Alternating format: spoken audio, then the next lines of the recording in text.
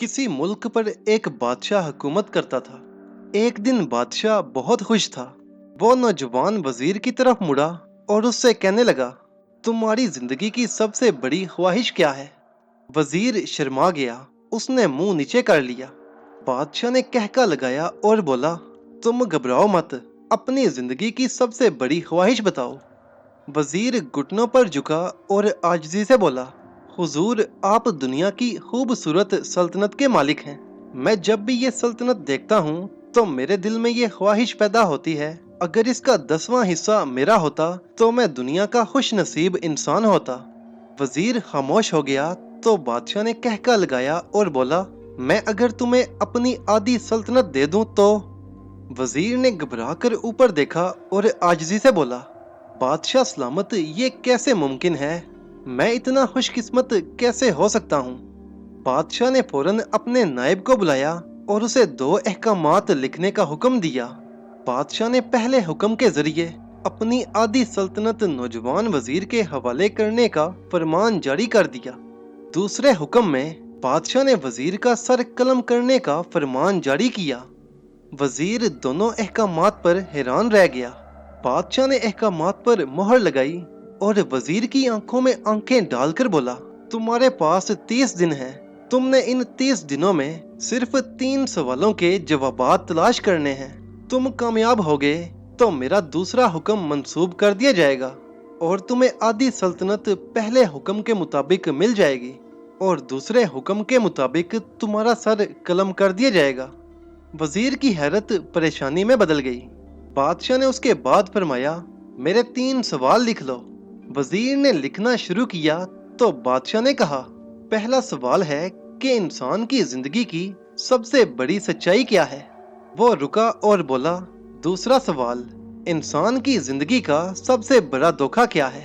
वो फिर रुका और बोला, तीसरा सवाल, इंसान की जिंदगी की सबसे बड़ी कमजोरी क्या है? बादशाह ने इसके बाद नकारे पर चमट लगवाई और बाआवाज़े बुलंद बोला, तुम्हारा वक्त शुरू होता है अब। वजीर ने दोनों परवाने उठाए और दरबार से दौड़ लगा दी। वजीर ने उस शाम मुल्क भर के दानिश्वरों, अदीबों, मुफक्करों और ज़हीन लोगों को जमा किया और ये तीनों सवाल उनके सामने रख दिए। मुल्क भर के दानिश्वर सारी रात बहस करते रहे, लेकिन वो पहले ही सवाल के जवाब पर मुत्तफिक न हो सके।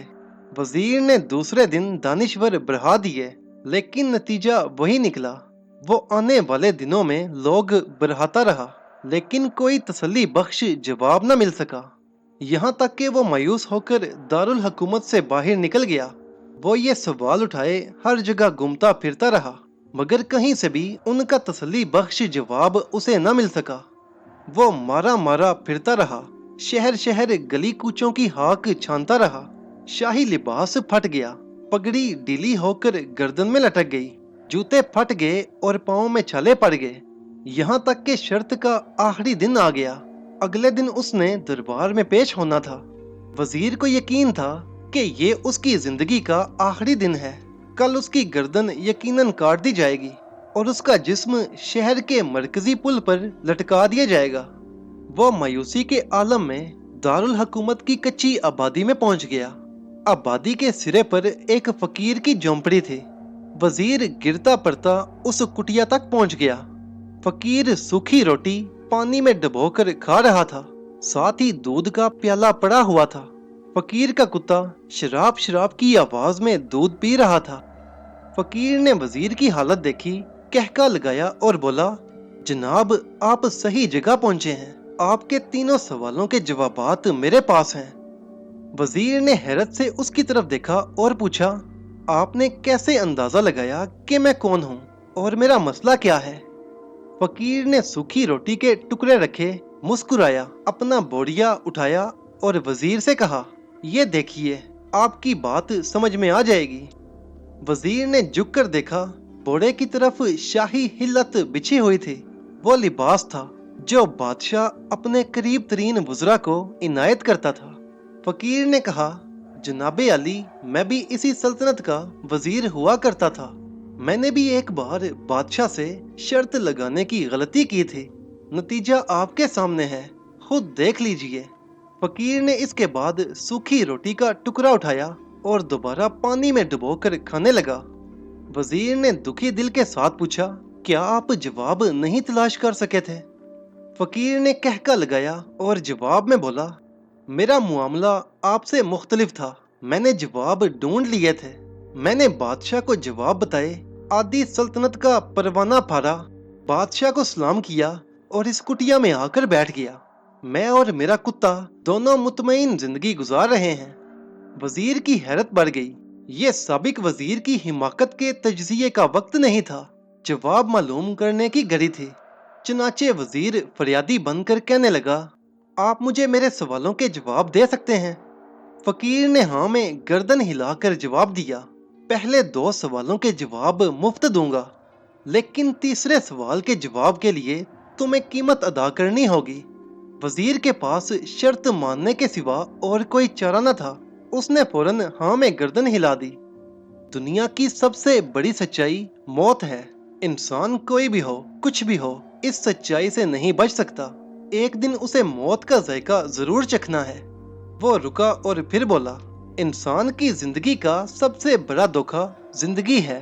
हम में से हर शख्स जिंदगी को दायमी समझकर इसके धोखे में आ जाता है।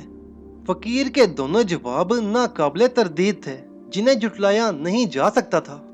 वजीर सरशार हो गया।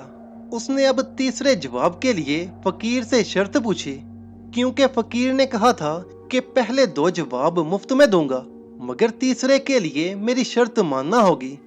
फकीर ने कहका लगाया, कुत्ते के सामने से दूध का प्याला उठाया, वजीर के सामने रखा और कहा, मैं आपको तीसरे सवाल का जवाब उस वक्त तक नहीं दूंगा जब तक आप ये दूध नहीं पी लेते। वजीर के माथे पर पसीना आ गया। उसने नफरत से प्याला जमीन पर रख दिया। वो किसी कीमत पर कुत्ते का जूठा दूध नहीं पीना चाहता था। फकीर ने कंधे उचकाए और कहा, अब तुम्हारे पास 2 रास्ते हैं। तुम इनकार कर दो, शाही जल्लाद कल तुम्हारा सर उतार देगा, या फिर तुम ये आधा पाव दूध पी जाओ और तुम्हारी जिंदगी भी बच जाएगी और तुम आदि सल्तनत के मालिक भी बन जाओगे। फैसला बहरहाल तुमने खुद करना है। वजीर बेचारा महमसे में फंस गया। एक तरफ जिंदगी और आदि सल्तनत थी, दूसरी तरफ कुत्ते का जूठा दूध था। वो सोचता रहा, यहाँ तक के जानो माल जीत गया और इज्जत नफ्स हार गई। वजीर ने प्याला उठाया और एक ही सांस में दूध पी गया। फकीर ने कहका लगाया और बोला, मेरे बच्चे, इंसान की सबसे बड़ी कमजोरी गर्ज होती है। ये उसे कुत्ते का जूठा पीने तक मजबूर कर देती है। ये वो सच है जिसने मुझे सल्तनत का परवाना पार कर इस कुटिया में बैठने पर मजबूर कर दिया था। मैं जान गया था, मैं जूं जूं जिंदगी के धोखे में आऊंगा, मैं मौत की सच्चाई को फरामोश करता जाऊंगा। मैं मौत को जितना फरामोश करता जाऊंगा, मैं उतना ही गर्ज की दलदल में दस्ता जाऊंगा, और मुझे रोज उस दलदल में सांस लेने के लिए गर्ज का गलीज दूध पीना पड़ेगा। लिहाजा मेरा मशवरा है कि जिंदगी की इन तीनों हकीकतों को जान लो, तुम्हारी जिंदगी अच्छी गुजरेगी। वजीर हजालत, शर्मिंदगी और खुद तरसी का तोहफा लेकर फकीर की कुटिया से निकला और महल की तरफ चल पड़ा। वो जूं जूं महल के करीब पहुंच रहा था, उसके एहसास शर्मिंदगी में इजाफा हो रहा था। उसके अंदर जिल्लत का एहसास बढ़ रहा था। वो इस एहसास के साथ महल के दरवाजे पर पहुंचा। उसके सीने में खौफनाक टीस उठी। वो घोड़े से गिरा, लंबी हिचकी ली और उसकी रूह कफस अंसरी से परवाज कर गई। हमें किसी दिन किसी ठंडी जगह पर बैठकर जिंदगी के इन बुनियादी सवालों पर जरूर गौर करना चाहिए। हमें ये सोचना चाहिए कि हम लोग कहीं जिंदगी के धोखे में आकर गर्ज के पीछे तो नहीं भाग रहे। हम लोग कहीं मौत को फरामोश करके तो नहीं बैठ गए। हम कहीं इस कहानी के वजीर तो नहीं बन गए। मुझे यकीन है कि हम लोगों ने जिस दिन ये सोच लिया, उस दिन हम गर्ज के इन गलीज प्यालों से दूर हो जाएंगे।